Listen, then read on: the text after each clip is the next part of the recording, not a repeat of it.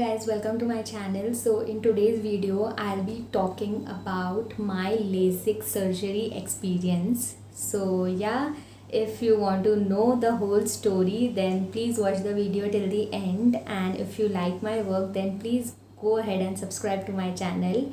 Subscribe it right now and click the bell icon so that you get notified whenever I upload a new video. And yeah, without any further ado, let's just roll the intro.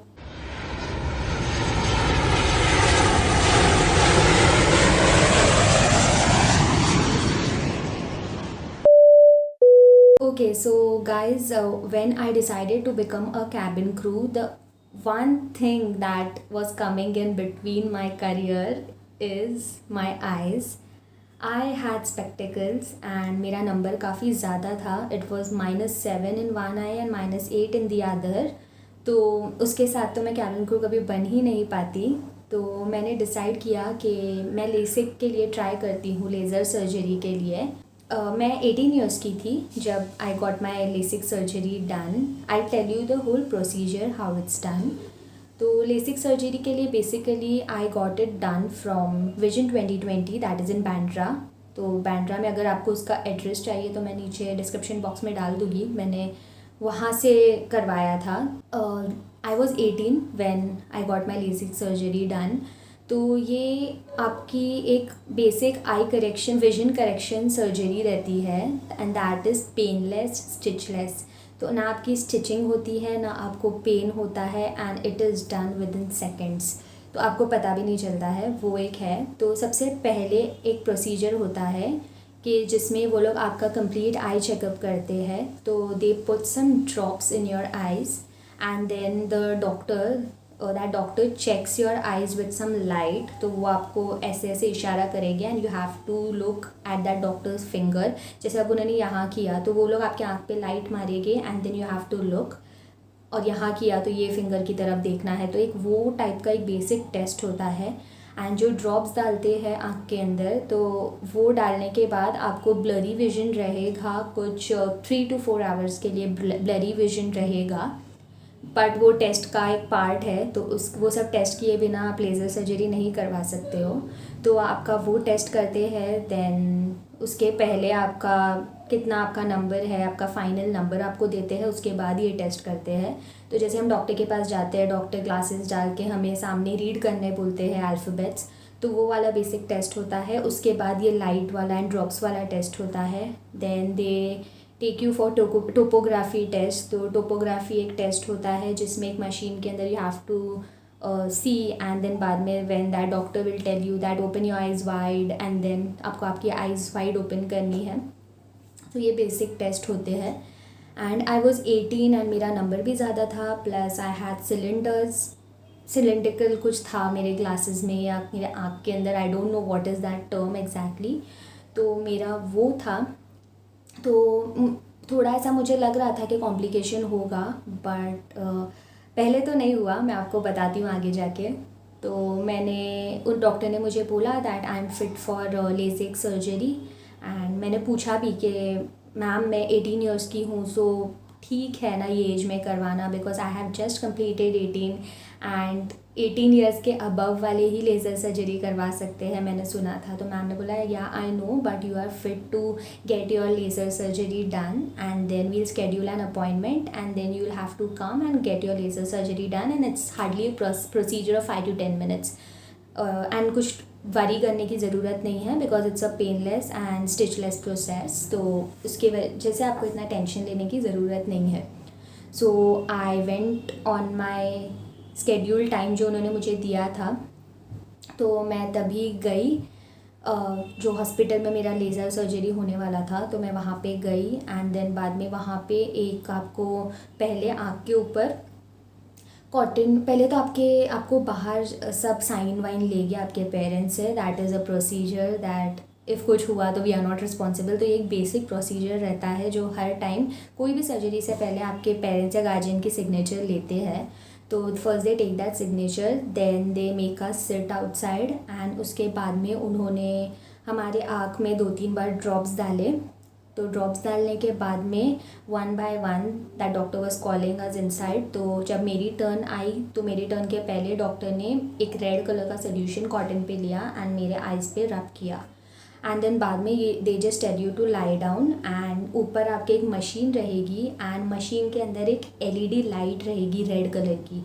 तो doctor will only tell you that just keep focusing on that LED light and थोड़ी देर के लिए फिर बाद में LED light बंद हो जाएगी एंड देन फिर से चालू होगी। It's something like that. तो उतने टाइम में आपका सर्जरी हो भी जाता है। It's hardly 10 minutes, 5 to 10 minutes, not even 10 minutes I would say, it's just 5 minutes, 2 minutes for each eye. तो 4 to 5 मिनट्स में ही हो जाता है आपका।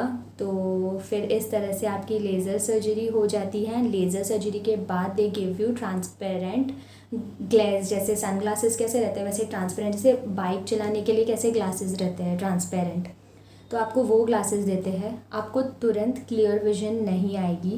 They give you medicines and drops. उसके बाद आपको वो मेडिसिन्स एंड ड्रॉप्स लेनी पड़ती है, डालना पड़ता है आइज़ में। एंड आपको तभी बर्निंग इतनी ज़्यादा बर्निंग होती है, नॉर्मली नहीं होगी बट जब आपको ड्रॉप्स डालेंगे तब आपको मेजर बर्निंग्स होगी आँख के अंदर। But that is normal because आपका लेज़र हुआ है। तो स्टार्टिंग में आपको 1-2 दिन तक बर्निंग होगी and then it will be all normal. तो आपको वो ग्लासेस कुछ दिनों तक पहन के रखने के लिए बोलते हैं। जब भी आप बाहर जा रहे हो तो धूप से एंड डस्ट से बचने के लिए आपको ग्लासेस पहन के रखने के लिए बोलते हैं। So you just have to wear that and then जब आपका वो पर्टिकुलर टाइम कंप्लीट हो जाएगा उसके बाद the doctor will call you again आप खुद के क्लिनिक पे एंड देन आपका फाइनल विजन चेक करेंगे, वही जैसे रीड करने बोलेंगे विदाउट एनी ग्लासेस बिकॉज अब आपका लेज़र हो गया है। So then I was able to read everything whatever alphabet is written and मेरा तो इतना अच्छा हो गया था कि मैं नीचे का लास्ट लाइन भी पढ़ पा रही थी। एवरीथिंग वॉज नॉर्मल, सब कुछ ठीक था। एंड देन बाद में ऑल ऑफ अ सडन मुझे मैंने बोला कि मैं रूटीन चेकअप के लिए जाना रहता है। So all of a sudden I was like कि चलो रूटीन चेकअप के लिए जाते हैं। तो मैं ये लेज़र ट्रीटमेंट करवा के मुझे कुछ 1.5 साल ऑलमोस्ट हो गया था। तो उसके बाद आई वाज लाइक कि ना मैं रूटीन चेकअप के लिए जाती हूँ। रूटीन चेकअप के लिए जब मैं गई when the doctor checked my eyes तो मेरे ये आई का जो मेरा लेफ़्ट आई है उसका रेटिना में होल था। मुझे पहले बोला गया था कि मेरे रेटिना पतला है बट मुझे ये नहीं बताया गया था कि मुझे आगे जाके ये इशू हो सकता है। तो मेरे रेटिना में होल था बट हम वो डॉक्टर के पास नहीं गए थे because of some reason we were not able to travel. तो हम हमारी एरिया में गए थे एक डॉक्टर के पास आइज़ के। तो उन्होंने बोला कि आपका रेटिना में होल हो चुका है and I will have to take you for an emergency laser. तो मैंने बोला मेरा तो लेज़र हो चुका है, अब कौन सा लेज़र है? उन्होंने बोला नहीं, इमरजेंसी एक लेज़र कराना ही पड़ेगा to fix that hole and something, नहीं तो आगे जाके आपको प्रॉब्लम हो सकता है। So that doctor did my laser emergency में मेरे लेफ़्ट आई का एंड देन बाद में जाके मुझे थोड़ा ठीक लगा बिकॉज मुझे हेडेक एंड ऑल का इश्यूज़ बहुत हो रहा था। So I thought of going and seeing a doctor. तो मैंने देखा एंड देन बाद में ये इशू निकला। तो फिर बाद में उन्होंने करेक्शन किया एंड देन बाद में मुझे वही बोला कि अब आपको थोड़े टाइम के लिए थोड़ा ब्लर दिखेगा बिकॉज उन्होंने वो ड्रॉप भी डाला था मेरे आइज़ में चेकअप करने के लिए। तो उन्होंने बोला कि आपको थोड़े टाइम के लिए ब्लर दिखेगा but don't worry, things will get better with time, मतलब 3 to 4 आवर्स 5 आवर्स के अंदर आपको दिखने का स्टार्ट हो जाएगा। So I was like okay but आप कोई प्रॉब्लम तो नहीं है ना? तो that doctor was like no now there is no problem, मैंने सब ठीक कर दिया है, अब आपको प्रॉब्लम नहीं है। So then later when I went to the doctor in Bandra तो मैंने उनको बताया। तो the doctor was like yes that's good you got it done but ये जो केस रहता है ये 10,000 पीपल में से हु हैव थिन रेटिना सिर्फ एक को ही होता है कि उसका रेटिना में होल हो जाता है। That's the reason we didn't tell you because ये बहुत रेयर केस है and from that 10,000 people with thin retina आप ही वो एक हो जिनको होल हुआ। तो that is completely on my luck. But मेरे थोड़े फ्रेंड्स हैं एंड मेरे डेंटिस्ट है, उनकी वाइफ, तो even she got her laser done, and she was the one who suggested me to get my laser done, and she is all good and उनको कोई problem नहीं हुआ है. But you know, luck, it completely depends on your luck. But one thing I would like to tell you all that ये operation fail नहीं होता है, because मैंने बहुत सारे लोगों का सुना है कि ये लेज़र करवाया है एंड अच्छे से है, बट मेरा लक ऐसा था कि मुझे सेकेंड टाइम करेक्शन करना पड़ा. बट फ्रॉम दैट टाइम आज तक मुझे it's been like when I was 18 and now I am 24, कितना साल हो गया, तो लाइक 5 to 6 years हो गया रहेगा. तो तब से लेके अभी तक मुझे अभी कोई प्रॉब्लम नहीं है. I can see everything. And मुझे लेज़र के पहले ये बोला गया था डेफिनेटली कि आपका पूरी तरह से आपका पावर नहीं जाएगा, बिकॉज मेरा पावर बहुत हाई था. तो जिनके बहुत ज़्यादा हाई पावर रहते हैं प्लस सिलेंडर रहता है ना, तो उनको पूरा नंबर नहीं जाता है. तो उन्होंने बोला था आपका थोड़ा नंबर रहेगा, बट मेरा तब से लेके अभी तक भी वो नंबर कांस्टेंट है. आई गेस 0.5 कुछ बढ़ा था, दैट्स इट. वो भी मैं ज़्यादा मोबाइल के आगे एंड लैपटॉप के आगे रहती हूँ इसलिए बढ़ा था, नथिंग एल्स. तो तब से लेके अभी तक कांस्टेंट है. एंड आई कैन सी, मुझे पेन नहीं है आइज़ में, मुझे डिफ़िकल्टी नहीं है, डिस्कम्फर्ट नहीं है, कुछ भी नहीं है. आई कैन सी.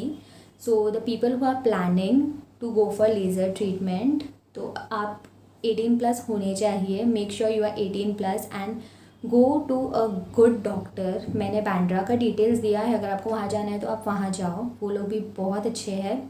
मतलब जो वो क्लिनिक है वहाँ पे नहीं होता है, they have a link with other hospital, तो वहाँ पे आपका लेज़र ट्रीटमेंट होता है. सो या, and the charges that I paid, the amount that I paid for laser was ₹45,000. तो 45,000 मैंने लेज़र के लिए तब पे किया था. अब मुझे इतना आइडिया नहीं है प्राइजेस का. आप कंफर्म कर सकते हो, जो भी आप डॉक्टर के पास जा रहे हो तो आप उनसे पहले कंफर्म कर सकते हो, बिकॉज इसमें भी टाइप्स रहते हैं. एक स्टिच वाला रहता है, एक विदाउट स्टिच वाला, एक बहुत सारे टाइप्स रहते हैं. तो आप आपके डॉक्टर के पास जाके कंफर्म करा सकते हो कि क्या है क्या नहीं, तो वो लोग आपके अकॉर्डिंग आपको बताएंगे. हमारा तो 5 to 6 years back it was ₹45,000. And yeah, this was my whole story about laser. And इसके साथ आप फ्लाई कर सकते हो, because they just want your vision to be clear. तो आपका विजन क्लियर है, अगर आप देख पा रहे हो तो they don't have any problem with your laser, तो आप फ्लाई कर सकते हो. एंड मुझे फ़्लाइट में भी टू बी ऑनेस्ट डिफ़िकल्टी नहीं होती थी बिल्कुल भी. I was able to see एंड मैं अच्छे से रहती थी एंड कुछ प्रॉब्लम नहीं होती थी फ़्लाइट में. तो या, this was my story, my laser surgery, my LASIK surgery story. I hope you all found this video informative. If yes, then please like, share, comment, and please subscribe to my channel if you all want more such informative videos, and share my videos with your friends and family. And yeah, follow me on Instagram. My ID is somewhere over here. Make sure you follow me there. Okay then guys, I'll see you all next time. Bye. Take care of yourselves.